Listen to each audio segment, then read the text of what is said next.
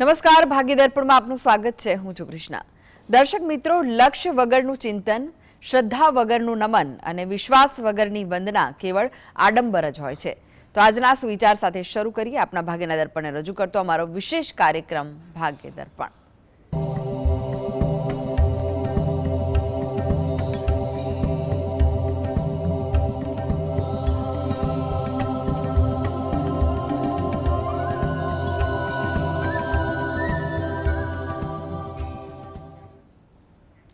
તો ભાગ્ય દર્પણમાં આપના પ્રશ્ન નિરાકરણ, રાશિફળ, પંચાંગ વિશે માહિતી અને માર્ગદર્શન આપવા માટે આપણી સાથે જોડાઈ ગયા છે જાણીતા જ્યોતિષાચાર્ય અને વાસ્તુશાસ્ત્રી હસીતભાઈ પાઠક.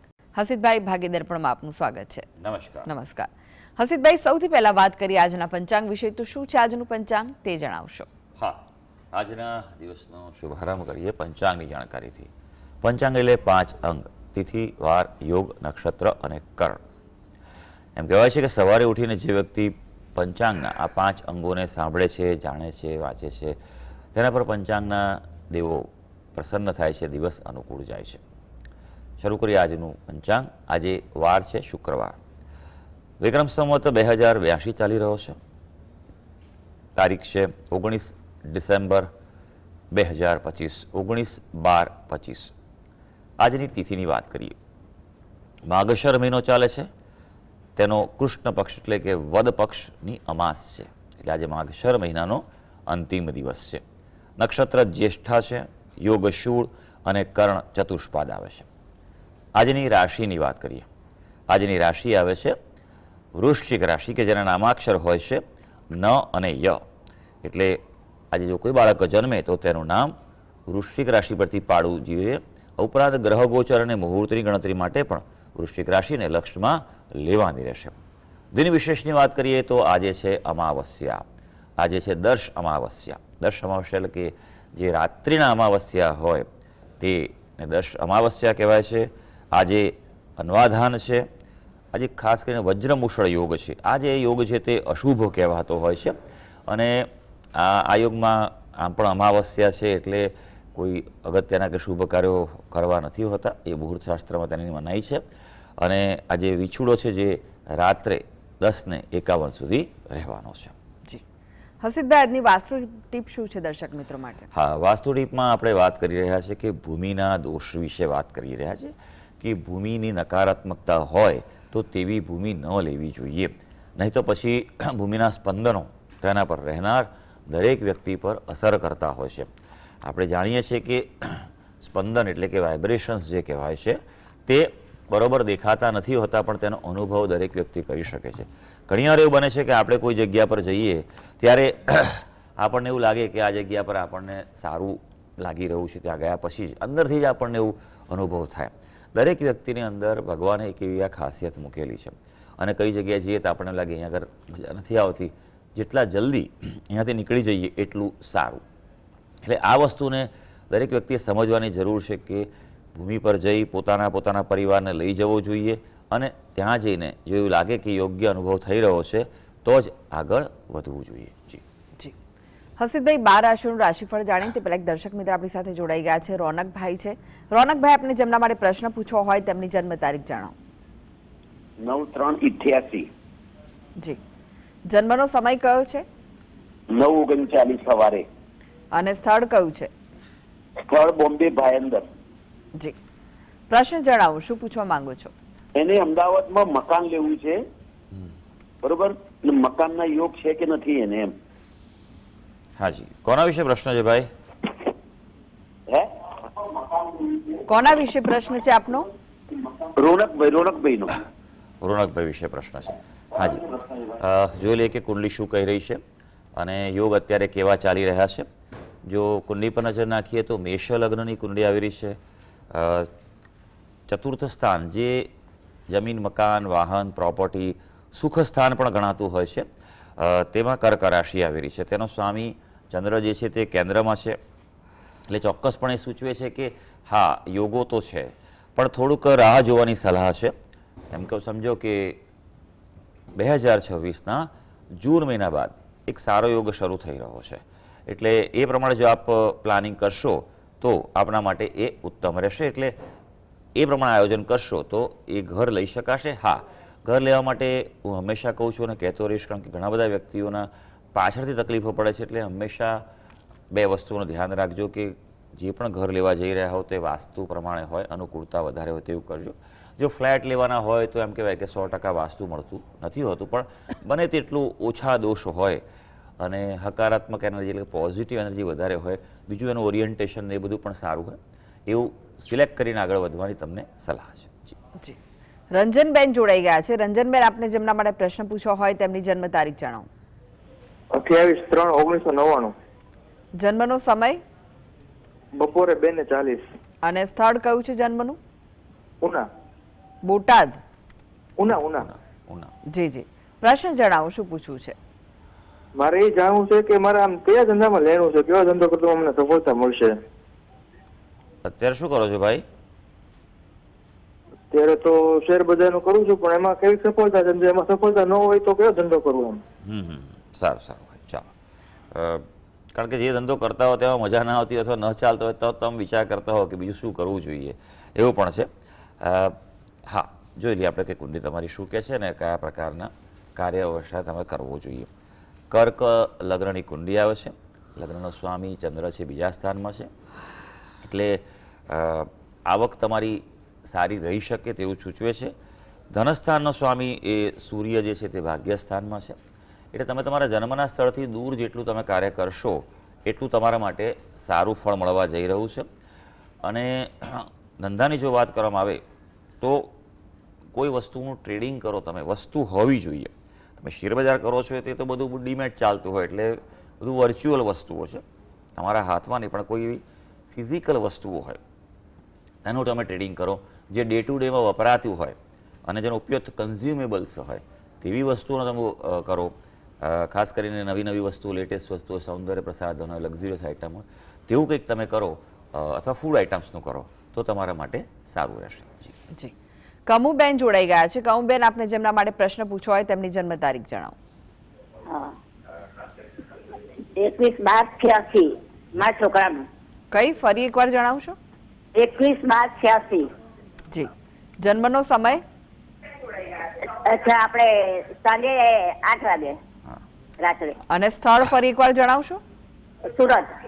જી, પ્રશ્ન જણાવો, શું પૂછવા માંગો છો?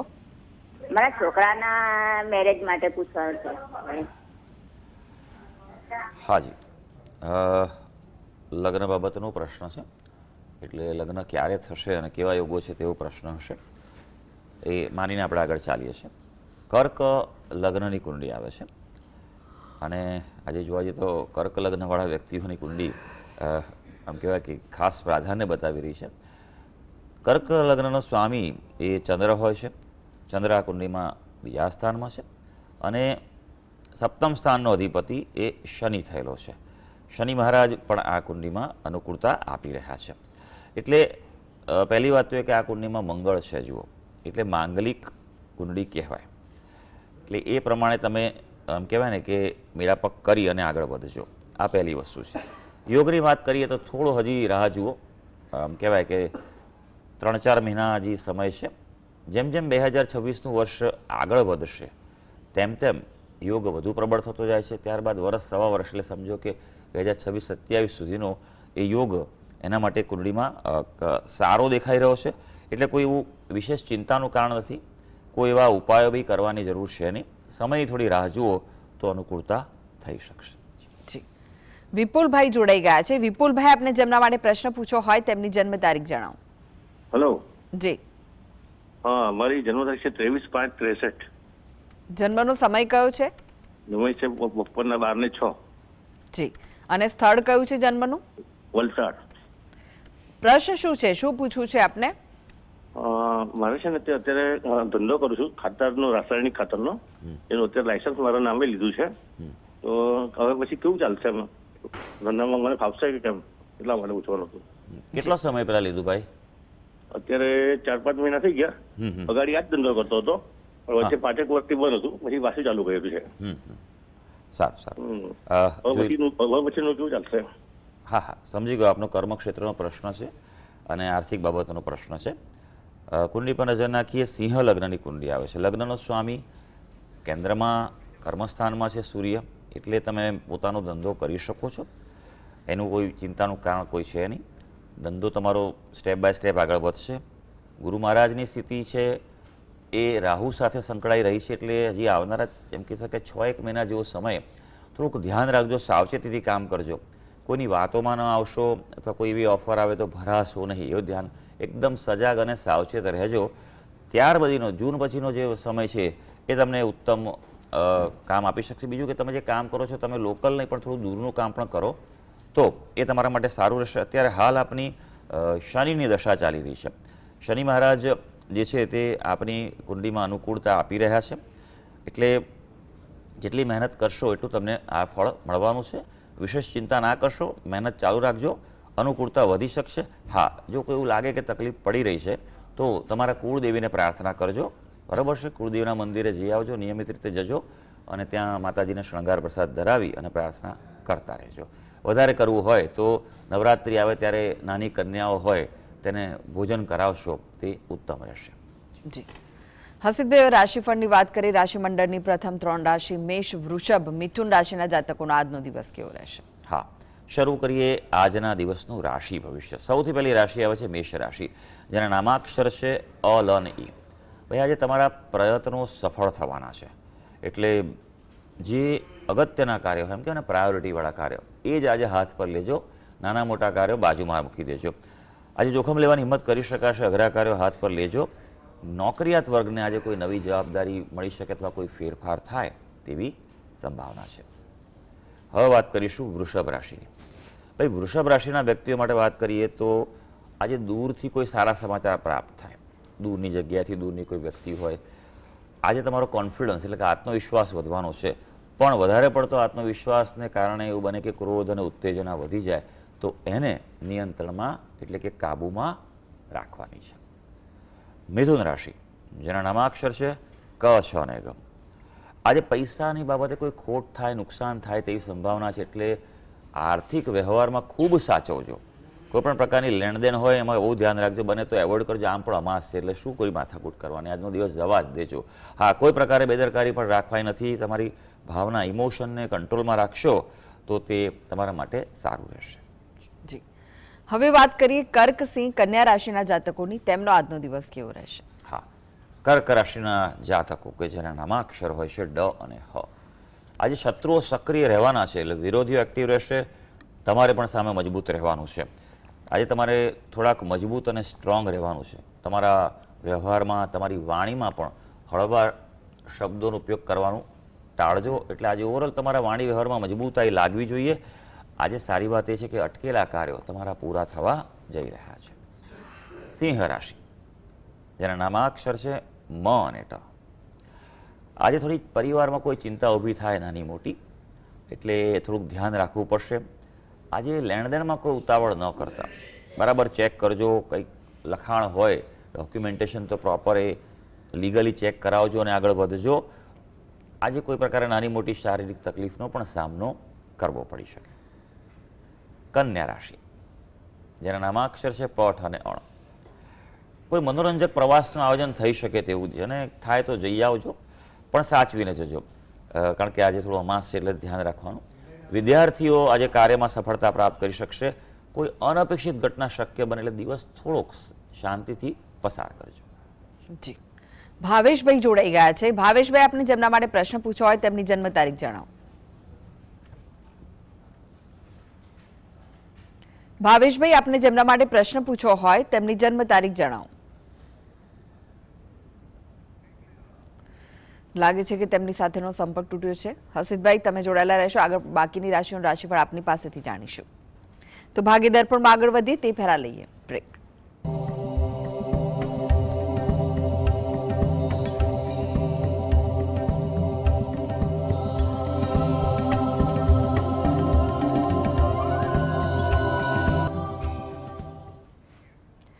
બ્રેક બાદ આપનું સ્વાગત છે. આપણી સાથે જોડાયેલા છે જાણીતા જ્યોતિષાચાર્ય અને વાસ્તુશાસ્ત્રી હસીદભાઈ પાઠક. હસીદભાઈ, ફરી એકવાર રાશિફળની જ વાત કરી. તુલા, વૃશ્ચિક, ધનુ રાશિના જાતકોનો આજનો દિવસ કેવો રહેશે? હા, તુલા રાશિની વાત કરીએ, જેના નામાક્ષર હોય છે ર અને ત. ભાઈ, તુલા રાશિના વ્યક્તિઓ માટે આજે તમારી ધંધાકીય યાત્રા સફળ રહેશે. એટલે કામકાજ માટે ક્યાંક બહાર જવાનું હોય તો ચોક્કસ જઈ આવજો, કારણ કે આજે ગ્રહો સૂચવે છે કે ઘર કરતાં ઘરની બહાર તમારા માટે ખુશીઓ રહેવાની છે. હા, પણ થોડુંક ધ્યાન રાખજો, વધારે પડતું કામ ન કરતા. આજે થાક અને નબળાઈનો અનુભવ પણ થઈ શકે તેમ છે. વૃશ્ચિક રાશિ, જેના નામાક્ષર છે ન અને ય. કોઈ લાંબી બીમારી બહાર આવી શકે તેમ છે, માટે થોડુંક સાવચેત રહેજો, અને એવું કંઈ લાગે તો ઉપાય ઉપચાર કરાવી દેજો. વાહન મશીનરીના ઉપયોગમાં આજે બિલકુલ બેદરકારી ન રાખતા, નહીં તો પછી એનો ભોગ બનવું પડે. ખાસ કોઈ મહત્વપૂર્ણ નિર્ણય લેવાના હોય તો ટાળવાની સલાહ છે. ધનુ રાશિ, જેના નામાક્ષર છે ભ, ધ, ફ અને ડ. થોડું વડીલોના સ્વાસ્થ્ય માટે જે ચિંતા રહેશે, એટલે થોડું આજે ઘર તરફ પણ ધ્યાન તમારે આપવું પડશે. કોઈ નાની મોટી સમસ્યાનો સામનો તમારે કરવો પડે. આજે એવું બને કે મનમાં કોઈ પ્રકારે ડર અનુભવાય, અને થોડીક સાવધાની પણ રાખવી જરૂરી છે.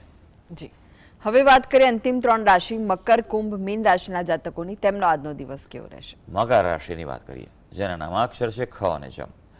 આજે વિવાહિત જીવનમાં આનંદ મળે તેવો દિવસ છે, એટલે અનુકૂળતા મળવા તમને જઈ રહી છે. કોર્ટ કચેરીના કોઈ કામ હશે તો તે અટકી શકે, અથવા કોઈ પ્રકારે વિલંબ વિઘ્ન આવી શકે તેવું બને. હા, આવક માટે કોઈ નવા સ્ત્રોત મળી શકે, એટલે એમ કહેવાય ને આજે આવક બાબતે સજાગ રહેવાનું છે. હવે કુંભ રાશિ. કુંભ રાશિના જાતકોના નામાક્ષર હોય છે ગ, સ, શ અને શ.